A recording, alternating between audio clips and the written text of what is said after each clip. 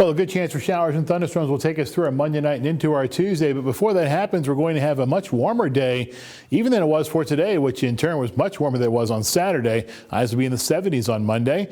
And then come those storms late Monday and into Tuesday. Damaging winds are the main threat, but all hazards are in play. So there's a possibility for an isolated tornado and even large hail as well. A temperature roller coaster takes us through the week. Cool in the middle portion of the week. Warmer, though, as we go into next weekend. Right now, 53 at Beckley at the airport. The partly cloudy skies, relative humidity is only 38%, so the showers that we saw pass their way through the region had a big trouble hitting the ground. Barometer 29.97. It'll really continue to fall as we go through the next day or so as we continue to see that front make its way through the region. 56 in Roanoke, 54 in Raleigh, 58 in Charlotte. Temperatures mid to upper 50s and mid to upper 60s as you head off to the west. 66 in Louisville, 68 in Nashville, 59 in Knoxville, and 60 in Indianapolis.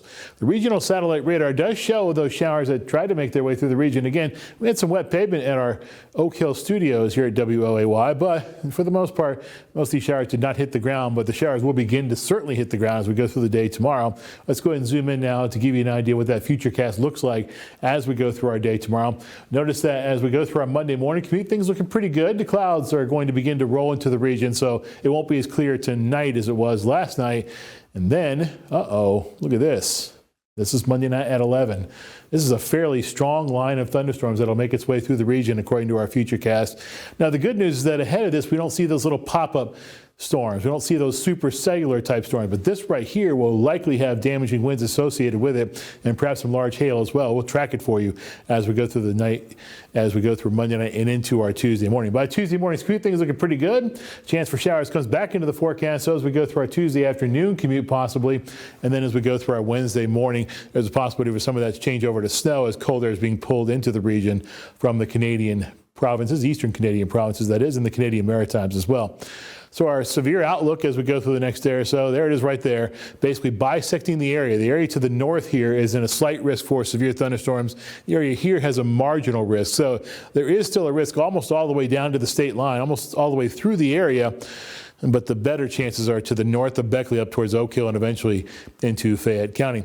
What kind of severe weather threats are we talking about? Well, damaging winds, again, are going to be the main threat, but large hail and an isolated tornado are certainly not out of the realm of possibility, and localized flooding is also going to potentially be an issue, especially in areas that pick up heavier amounts of rain, which is currently being forecasted by our RPM model to mainly be in the northern portions of our area. So for tomorrow, 72, nice early and stormy later. Winds out of the west at 10 to 15 miles per hour, gusting as high as 30 miles per hour at times.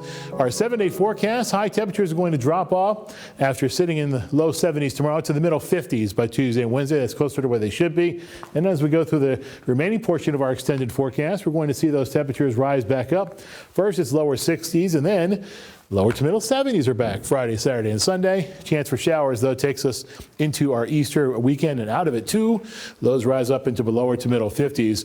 And I'll point this out again, by the way, tomorrow. Later on, we'll talk about this staying ahead of the storm with our app. I'll show you that at the end of the show. Best way to stay ahead of the storms if we're not on the air and if you're away from your televisions to get our app. And we'll talk more about that later in the show. Okay, thank you so much, Jay. And just as a quick reminder, for tomorrow before the storms, you said that there's not going to be much in like storm systems coming through before that big one, right? Well, the hope is that we don't get any supercells. That, of course, would mean tornadoes. If we're going to get those, they're most likely going to be up to our northwest in the Ohio Valley. So that's the good news. It appears the main tornado threat is away from us, but an isolated tornado cannot be ruled out as we go through the day tomorrow.